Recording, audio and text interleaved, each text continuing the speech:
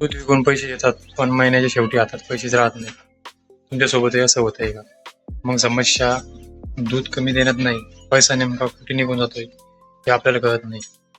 आजच्या व्हिडिओमध्ये मी दूध व्यवसायाचा असा खर्च सांगणार आहे जो अनेक शेतकरी मोजतच नाहीत, आणि शेवटी आपण पाहणार आहोत गाय किती दूध देत असली तरी नफा कधी कधी मिळतो आणि तोट्याची सुरुवात कुठून होते.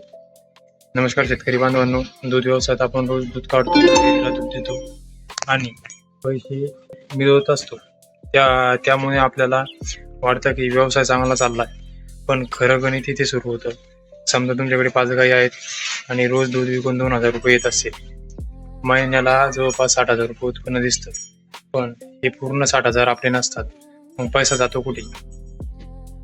तर सगळ्यात मोठा खर्च म्हणजे पशुखाद्य. पेंड, कडबा, कुट्टी, हिरवा चारा, मिनरल मिक्सचर आणि इतर खाद्य हे सगळे मिळून मोठी रक्कम जाते. इथे एक चूक अनेक शेतकरी करतात.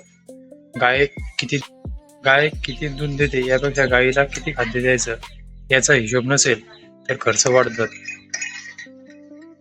चारा स्वतःच्या शेतातला असला तरी तो पूर्णपणे फुकट नसतो. शेतीची मशागत, बियाणे, पाणी, कापणी, वाहतूक या सगळ्याचा खर्च असतो. म्हणून स्वतःच्या शेतातला चारा वापरत असाल तरी त्याची किंमत हिशोबात धरली पाहिजे. गाय आजारी पडली, दूध कमी झालं, प्रजननाची समस्या आली किंवा डॉक्टराची गरज पडली तर अचानक खर्च वाढतो.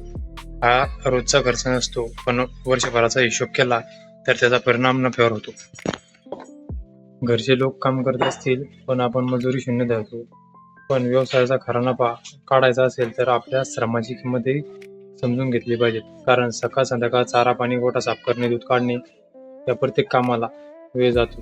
व गोठा बांधला, दूध काढण्याची भांडी घेतली, चारा कापण्याचं मशीन घेतलं, पण खर्च एकदाच होतो असं वाटतं. पण या वस्तूची देखभाल आणि कालांतराने होणारी झीज याचाही व्यवसायाचा नफ्यावर परिणाम होतो. सर्वात मोठी चूक म्हणजे आता सगळ्यात महत्वाचं, आपण रोज किती लिटर दूध मिळालं हे मोजतो,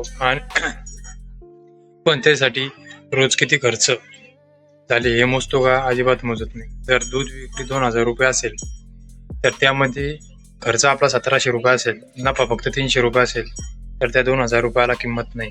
म्हणून दूध व्यवसायात उत्पन्नापेक्षा खर्चाचा हिशोब महत्वाचा आहे. म्हणून मित्रांनो, दूध व्यवसायात पैसा फक्त एका ठिकाणी जात नाही. चारा, पशुखाद्य, औषध, मजुरी, गोठा, वाहतूक आणि छोट्या मोठ्या खर्चामधून पैसा बाहेर जात असतो. आणि म्हणूनच माझं एक सांगणं आहे, दूध किती विकलं यापेक्षा दूध काढण्यासाठी किती खर्च झाला हा प्रश्न रोज स्वतःला विचारा.